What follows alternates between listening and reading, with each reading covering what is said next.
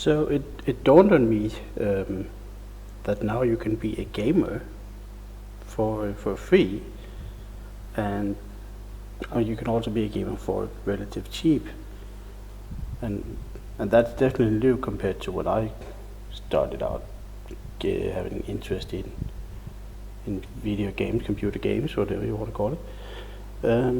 So I've been giving some thoughts into that. I thought that was quite interesting.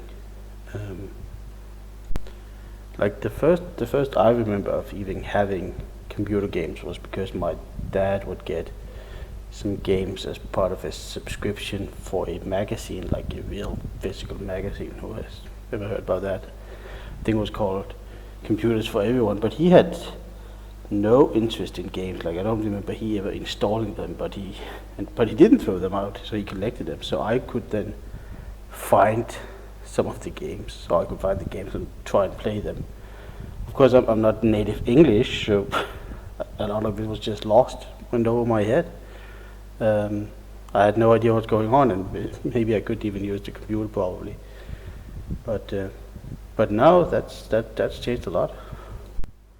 Like I mean, obviously excluding that you have a PC and internet, because most people, say below 50 or something, have a computer and internet, and you don't even need a very powerful graphic cards or a powerful graphic cards at all to be running on gaming. Like I don't even do that. The games that I play are usually not graphic. They're heavy on graphic. They're heavy on story and experience. And of course I'm talking about computer gaming. When I'm saying free, I don't really think there's any way that you can have a console and play play games for free. Well, I guess you can with the PSN subscription, but then what do you call free? Like you get a free game, but you have to pay for it. So I'm just talking from having a computer, and you're saying, hey, I like video games. What can I do? In that case, your options are far more better than I started out. I think that's really cool. So I mentioned the internet just because I think that's just a thing as well. Like we should have learned from the last 2 years that the internet just goes in there with everything. Like you have water, you have electricity, you have heat, you have internet. I don't think there's anyone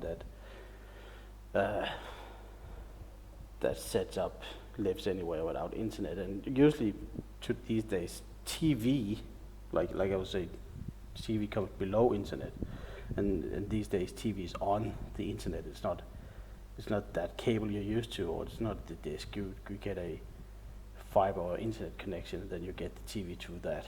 So I'll take you have internet for this case or this thought experiment, because the internet is definitely where we get we buy internet, buy games, a lot of computer games. Like, do you have a drive in your computer? I don't think I have. When would I use it? You only use it, I guess, when you install the operation system for the first time, stuff like that. When is the last time you bought a physical game for a PC, a computer? It just doesn't happen. I know I'd been biking to the store to buy a big box of Roller Coaster Tycoon and The Sims that was like multiple disc, but those days are over. And I think that's because of the online only shops, or what you're going to call non-physical stuff. Like we had Steam for many years, and then recently, or for the last two-ish years, 3 years, Epic Game Store has pushed a bit, and that's really what kicked it. The Epic Game Store has been consistently giving out free games since they started. So I guess thank you, Fortnite players, for that. That's where the Epic money comes from. I mean, we can just get that out of the way. If you want to play free games, like just Riot Games alone has both League of Legends and Valorant, and there is Fortnite. And I don't know, there's probably a lot of other games that are of a certain quality for free. There's Genshin Impact, but I did mention quality, and I'm not sure how that goes together, but it's there. those games are a lot better than the free alternatives I had, was something on Flash, Newgrounds, like Motherload or whatever you could get your hands off. So yeah, thanks to Epic Games Store, you get free games, you can get regularly. You just can't miss them. You need to be like aware of it. So you'll start up slow, but I'm looking at the games that I got for free on the Epic Games Store. That's quite an impressive catalog of quality. And that's when it dawned on me, I was looking at that saying, all this I got for nothing, just, being online for 2 minutes, clicking yes, or put in basket or whatever. And I was quite impressed by that, saying, wow, this is really something. Something's happening to this hobby slash lifestyle slash overlord that is gaming. In case you feel fond memories of physical games, computer boxes, I recommend a YouTuber called Retro Ahoy. He has one about big boxes. That was really interesting because he was a gamer generation before me, or half a generation, so he knew a lot that I kind of only knew a little bit about PC games and boxes. But before we had the Epic Game Store that constantly gave away games, we would have like Steam summer sale and other just random sales where you could get cheap games. I remember YouTubers like Total Biscuit and others would then have recommendations like, these are the top 5 real-time strategy games that are now on sale, or these are the top 5 shooters for under €5 or $5. Like, that was how I got Dying Light. Game I wouldn't normally have played, but I got a recommendation video saying, this is good, you get a lot of value, and it was like $5. And I was like, okay. That used to be the norm before that, before you get actually free games from Epic. So yeah, that was pretty cool. I would say in general, it's what I do is to keep an eye on in the back, like in the past, on games that have released, because you haven't even played every game that released this month. Nor should you. Like that's another thing. Every game that released this month, not all of them are worth playing. That's just how it is. But there are really great experiences waiting. That's already been released and been on sale or been polished, been finished, has all their DLCs. Instead of going out and buying new games, buy the new games that you want on release date. I stopped doing that a long time ago. It just wasn't worth it, and I kept building up a catalog. So I was like, is this new game that is very much expensive better than the games that I already have for free? I don't know. So that's another tip if you want to be like a, what do we call it, budget gamer is the nice way of putting it. Another thing I discovered by bringing a game, maybe I should say, because I really started on a console, because didn't have that access to computers and the internet.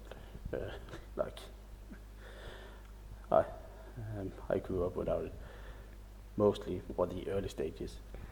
So it would need to be some sort of gaming box, and I wasn't allowed any until I could buy it myself. So it just, you have a box, you put it on the TV, and you play on it.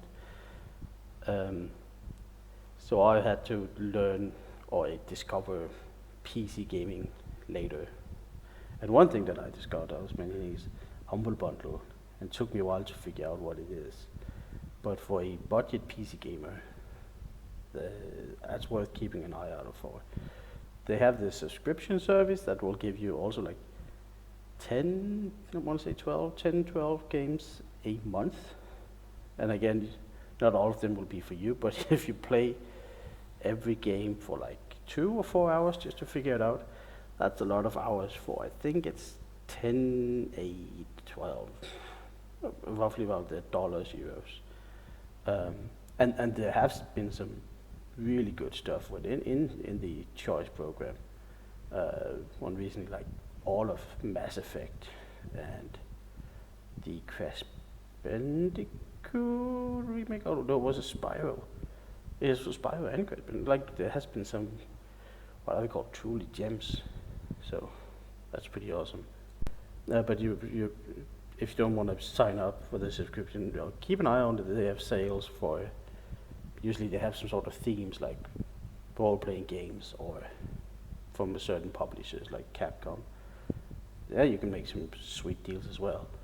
So that's another way of doing gaming on a budget.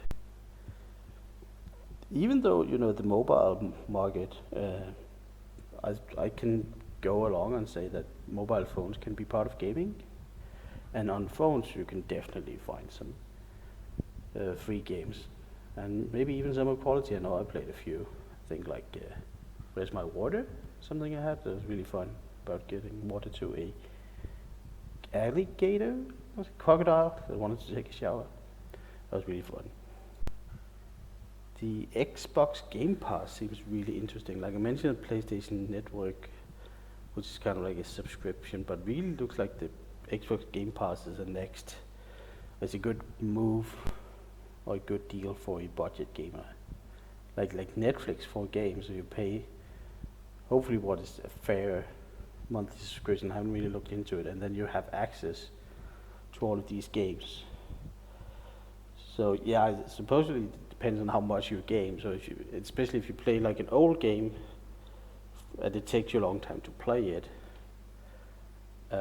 it might be worth buying that game on its own. But that's for each gamer to decide. I just think it's really interesting, cool idea.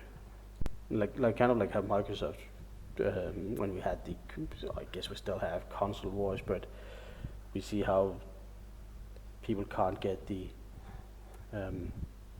PlayStation 5, and it seems like Microsoft comes with just removing the box altogether, so it doesn't matter if you have an Xbox or a PC, this is here and you can get your video games.